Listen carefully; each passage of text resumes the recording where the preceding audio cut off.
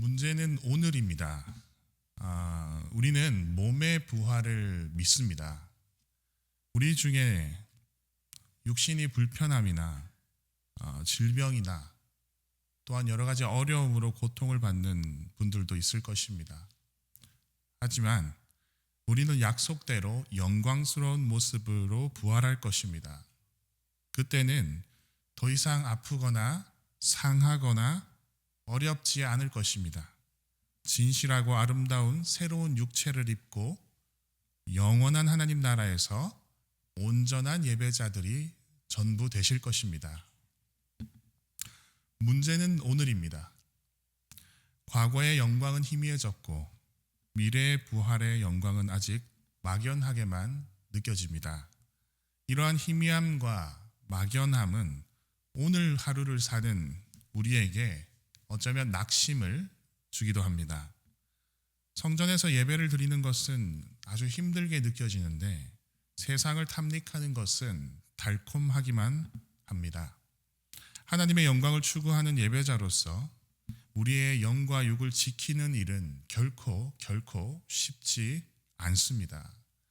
이때 우리에게 절실히 필요한 것이 있습니다. 그것은 바로 부활의 영광을 맛보는 오늘의 진실된 예배입니다.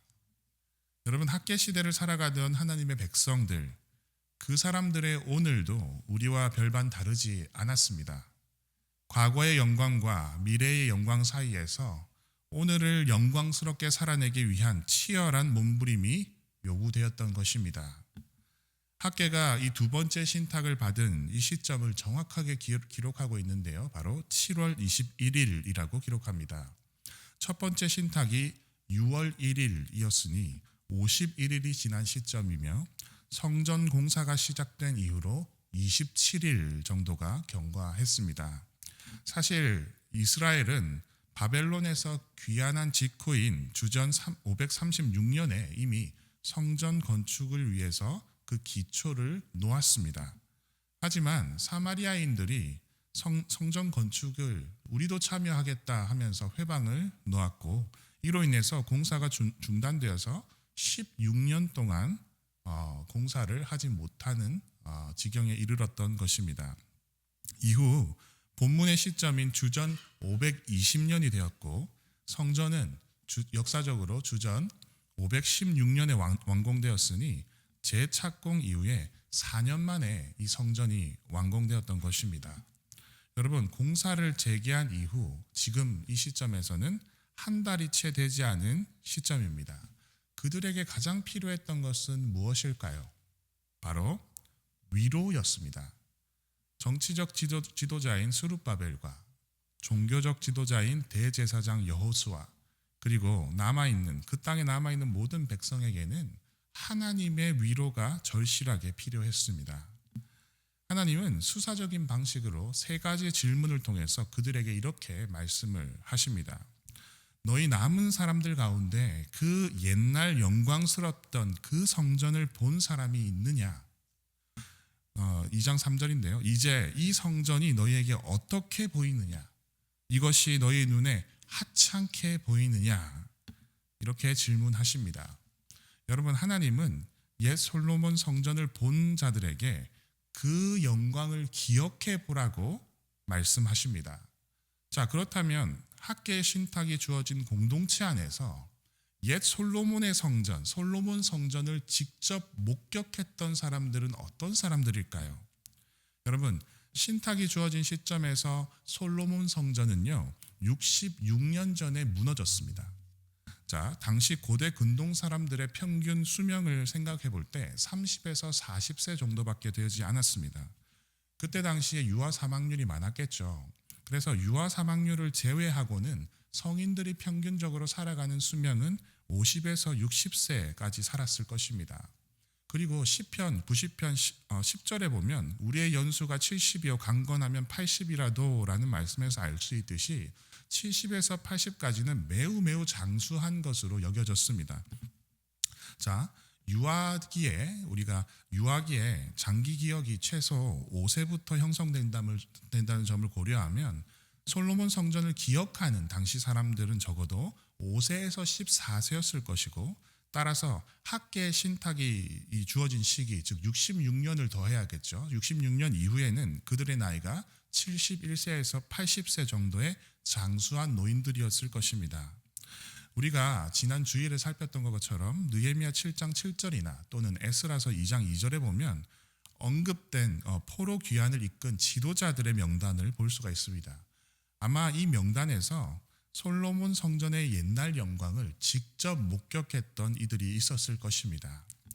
여러분, 옛 솔로몬의 성전의 그 영광을 기억하는 노인들이 지금 이 기초도 놓이지 않은 제2성전의 어지러운 공사 현장을 바라보았을 때 어떤 심정이었을까요? 분명 착잡하고 낙담되었을 것입니다. 여러분, 이런 상황에서 그들에게 가장 절실하게 필요했던 것이 바로 하나님의 위로였던 것입니다. 여러분, 하나님의 위로가 필요한 것이 비단 그때뿐만은 아닌 것 같습니다. 우리도 그 위로가 필요합니다. 성전은 하나님의 영광을 바라보는 예배의 장소입니다. 우리는 오늘과 내일의 예배자가 되어야 하겠습니다. 그러나 혹시 어제의 예배자에 머물러 있지 않은지 우리 스스로 돌아보아야 하겠습니다. 옛날에는 내가 그래도 예배를 잘 드렸는데, 옛날에 내가 신앙이 이랬는데, 옛날에 내가 새벽 기도를 이렇게 했고, 또 내가 옛날에 이렇게 열성으로 치성으로 하나님께 드렸었는데 하는 어제의 예배자에 머물러 있지 않은지요. 우리는 말씀을 통해서 과거에 화려했던 성전 예배만에 매여 있지 말고 오늘의 예배자로 살면서 내일의 부활을 향한 그 영광을 소망하는 모습으로 거듭나야 하겠습니다. 자, 그렇다면 예배자로서 미래의 부활을 소망하고 그 영광을 소망하는 그 마음은 우리가 어떻게 회복할 수 있을까요? 9절을 한번 살펴보겠습니다. 제가 읽어드리겠습니다. 이 성전의 나중 영광이 이전 영광보다 크리라. 만군의 여호와의 말이니라. 내가 이곳에 평광을 주리라. 만군의 여호와의 말이니라. 아멘. 여러분, 하나님은 이 성전의 나중 영광이 이전 영광보다 크겠다라고 말씀을 하십니다. 그리고 그곳에 샬롬, 곧 평강을 주시겠다고 약속하십니다. 여러분, 이전 영광이란 솔로몬 성전을 가리킵니다. 실제로 완공된 제2, 즉 스룹바벨 제2 성전은요, 솔로몬의 영광에 훨씬 더 미치지 못했습니다. 매우 초라한 성전의 모습이었습니다. 자, 그렇다면 오늘 이 말씀을 우리가 어떻게 이해해야 할까요? 성전의 영광과 평강은 종말론적인 상태의 부활을 의미합니다. 자, 6에서 8절에 보면요, 이러한 종말에 대한 예언을 우리가 확인할 수 있는데요. 6절에서는 하나님께서 하늘과 땅과 바다와 육지를 진동시키시겠다라고 말씀하시는데, 이는 우주적인 심판과 재창조를 상징합니다. 그리고 7절, 8절에서 보면 모든 나라들이, 모든 열방들이 자신들의 보배, 자신들의 보석들을 가지고 와서 하나님의 성전을 채우고 하나님께 영광을 돌릴 것이다 라고 이야기를 하는데요. 그 모습은 사실 금과 은이 모두 하나님의 소유이고, 또 이방인들이 나와서 하나님 앞에서 복음을 듣고 구원을 받는 모습을 상징하고 있습니다. 자, 그렇다면 이 성전의 나중 영광은 구체적으로 무엇을 의미할까요? 성전의 나중 영광은요, 예수님의 부활의 몸을 의미합니다. 자, 어느 날 예수님께서 성전에서 나오실 때에 한 제자가 예수님께 이렇게 말씀드렸습니다. 선생님, 보십시오. 이 돌들이 얼마나 웅장하고 이 건물들이 얼마나 굉장합니까? 감탄했습니다.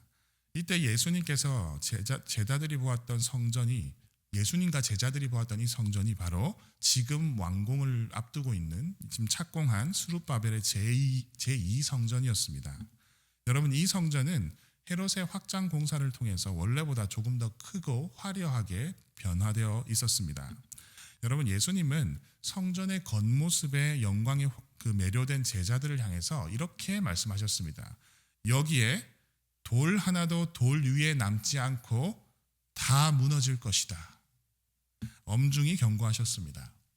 여러분, 성전이 무너진다는 것은 무슨 의미일까요? 이것은 성전 정결 사건에서 하신 예수님의 말씀과도 연결이 됩니다. 예수님께서 이렇게 말씀하셨죠. 너희가 이 성전을 헐라 내가 3일 동안 일으키리라. 여러분, 예수님은 자신의 육체를 성전에 비유하여 부활을 예언하신 것입니다. 그러니까 이를 통해서 성전의 나중 영광, 더 크고 더 영광스러운 그 성전의 나중 영광은 겉모습의 화려함이 아니라 부활의 영광임을 알려주신 것입니다. 우리는 예수님의 첫 부활의 열매를 통해서 우리 또한 장차 부활에 될 것임을 믿음으로 소망하게 되었습니다. 자, 그렇다면 오늘을 사는 우리는 어떻게 부활의 영광을 맛볼 수 있을까요? 예배입니다. 더 정확하게 표현하면 말씀과 성령을 통한 예배입니다. 우리 5절을 한번 보겠습니다. 우리 함께 읽겠습니다. 너희가 애굽에서 나올 때에 내가 너희와 언약한 말과 나의 영이 계속하여 너희 가운데에 머물러 있나니 너희는 두려워하지 말지어다. 아멘. 자, 여기 보시면요, 너희는 두려워하지 말라 이렇게 말씀하십니다. 우리가 두려움 없이 부활의 영광을 위한 예배를 하나님께 드릴 수 있는 근거는 바로 두 가지입니다. 첫 번째는 내가 너희와 언약한 말, 내가 너희와 약속한 그 말씀입니다. 그리고 둘째는 나의 영이 계속 너희 가운데 머물러 있기 때문에 두려워하지 말랍니다. 곧 성령입니다. 이는 예수님께서 우물가의 여인을 만나셨을 때 예배자는 성령과 진리로 예배하라고 하신 말씀이 떠오릅니다. 즉 우리가 말씀과 성령을 통해서 예배하는 예배자이기 때문에 두려움 없이 부활의 영광을 소망하며 예배드릴 수 있다고 믿습니다. 여러분, 성전의 나중 영광인 부활을 소망하면서 오늘을 치열하게 예배하는 그 예배자의 자리를 지켜내는 저와 여러분들에게 하나님께서 어떠한 위로를 주시는지 읽어보시길 바랍니다. 4절입니다. 제가 읽어드리겠습니다. 그러나 여호와가 이르노라 스룹바벨아 스스로 굳세게 할지어다. 여호사닥의 아들 대제사장 여호수아야 스스로 굳세게 할지어다. 여호와의 말이니라 이 땅 모든 백성아 스스로 굳세게 하여 일할지어다. 내가 너희와 함께하노라 만군의 여호와의 말이니라. 아멘. 스스로 굳세게 하라. 오늘 육신이 아프고 상하고 어려움에 처한 여러분, 고통과 절망 속에서 낙심한 여러분, 슬픔과 비통함에 빠진 여러분, 스스로 굳세게 하시길 바랍니다. 이것이 부활의 영광을 기다리는 우리를 향한 하나님의 위로인 것입니다. 우리에게는 부활의 소망이 있으니 스스로 굳세게 하여 힘을 내시기 바랍니다. 이것이 부활을 소망하는 우리가 붙잡아야 할 오늘의 마음의 자세입니다. 사랑하는 여러분, 우리가 무엇으로 마음을 굳세게 할까요? 바로 예배입니다. 매번 드리는 우리의 이 예배는 말씀과 성령을 통해서 그 부활의 영광을 맛보는 거룩한 시간입니다. 이는 우리가 오늘을 두려움 없이 담대하게 예배드리는 이유이며 스스로 굳세게 할 수 있는 힘의 원천입니다. 따라서 이기시길 바랍니다. 이기는 자는 부활의 영광에 참여하여 천국의 예배를 목도하게 될 것입니다. 그러므로 낙심하지 마시기 바랍니다. 부활의 영광을 맛보는 예배의 자리를 굳건하게 지키시기를 축복합니다. 우리 함께 기도하겠습니다.